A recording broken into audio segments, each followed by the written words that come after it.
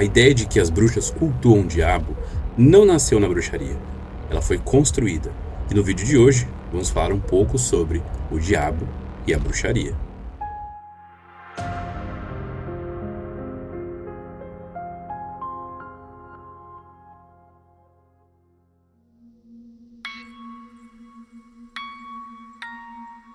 Mas para entender isso de verdade, precisamos voltar na Europa entre os séculos XV e XVII, uma época conhecida como a caça às bruxas. Nesse período, milhares de pessoas, em sua maioria mulheres, foram acusadas, julgadas e executadas sobre a acusação de bruxaria. E quase todas essas acusações tinham um ponto em comum: o suposto pacto com o diabo. Mas aqui começa a primeira quebra de expectativa. Essa ideia de pacto, ela não veio das bruxas. Ela veio de autoridades religiosas e jurídicas da época. E um dos principais exemplos disso é o livro que foi publicado em 1487, que é o Malleus Maleficarum. Escrito pelo inquisidor Heinrich Kramer, esse livro funcionava como um verdadeiro manual de caça às bruxas. Ali, a bruxaria era um crime ligado diretamente ao diabo, com detalhes como identificar, interrogar e como condenar essas supostas bruxas.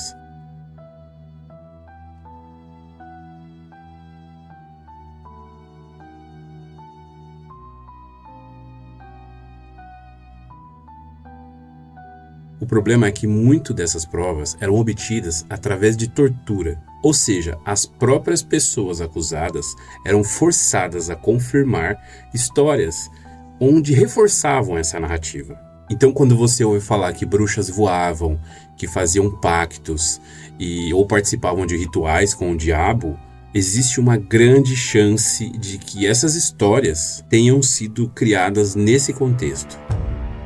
Historiadores como Norman Cohn mostram que essa ideia de uma conspiração de bruxas foi construída aos poucos, juntando crenças populares, medo social e interesses religiosos. No livro Europe's Inner Demons, ele explica como a imagem da bruxa servia como um inimigo em comum. E aí, quando você cria um inimigo invisível, qualquer pessoa pode ser acusada. Agora, vem uma parte importante. Antes dessa associação com o diabo, existiam outras formas de espiritualidade. Na Europa, religiões pagãs, cultos locais, não existiam essa ideia comum de um inimigo absoluto como o diabo. E uma coisa interessante dentro do paganismo é a presença de divindades com chifres, porque a gente olha para essas divindades já com uma visão contaminada do cristianismo, e automaticamente a gente associa isso ao diabo. Só que historicamente não é assim. Os chifres, em muitas das culturas antigas, simbolizavam força, fertilidade, natureza selvagem. Simbolizavam caça, poder masculino e a conexão com os ciclos da terra. Não era um símbolo de maldade, muito pelo contrário. Eram muitas vezes símbolos sagrados. Talvez uma das figuras mais conhecidas seja Cernunnos, uma divindade celta frequentemente representada com chifres de cervo. Ele aparece ligado a florestas, aos animais, à abundância e ao mundo natural.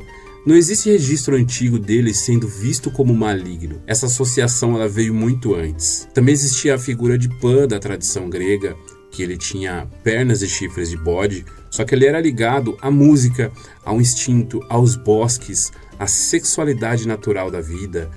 Inclusive, muito da imagem visual que hoje as pessoas associam ao diabo, casco, chifre, aparência meio caprina, ela acabou sendo herdada da imagem de Pan durante o processo de demonização das religiões pagãs. E isso é importante entender que quando o cristianismo começou a se expandir pela Europa, muitos desses símbolos pagãos, eles foram reinterpretados como algo demoníaco. E aquilo que era um símbolo da natureza, da fertilidade, passou a ser visto como algo retratado como demoníaco. Por isso, dentro da bruxaria, do paganismo moderno, quando alguém fala Deus cornífero, não está falando do diabo cristão.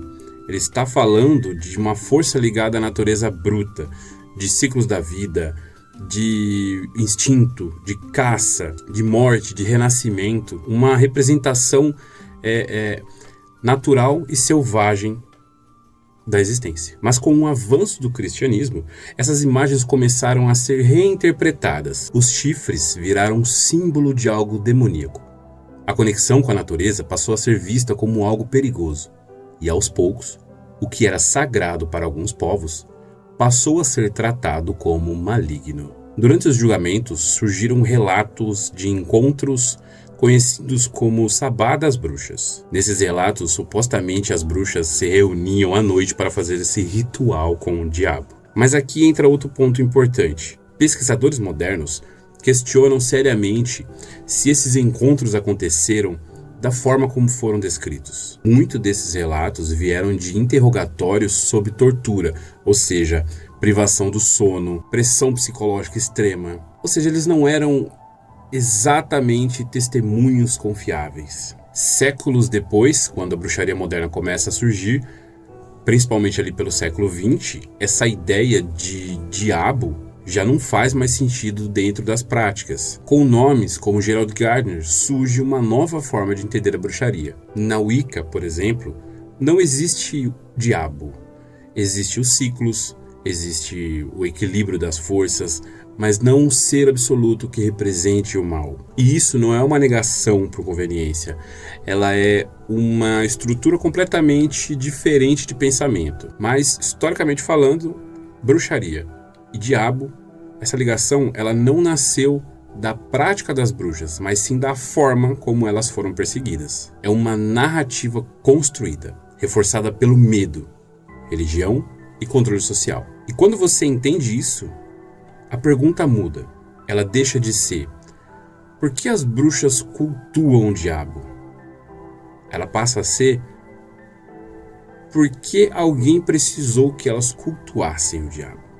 E talvez a maior ironia dessa história é que a maioria das pessoas que eram acusadas disso eram curandeiras, parteiras, era gente comum que entrou para a história, né? Que entraram para a história não pelo que elas faziam, mas pelo que disseram que elas faziam.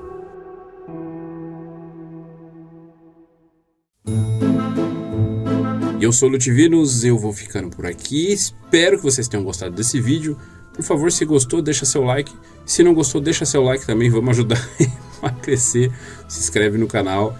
Se você ainda não é inscrito, compartilha aí com o seu círculo, com mais alguém que queira e precise saber um pouco mais sobre como é o diabo na bruxaria, ou, né, se ele tem alguma importância ou não para os bruxos.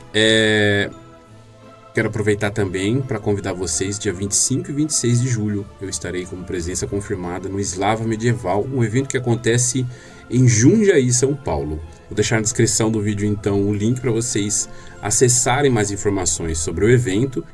Cara, vai ser muito legal. Eu vejo a hora. Certo? Vou ficando por aqui, então. Até a próxima.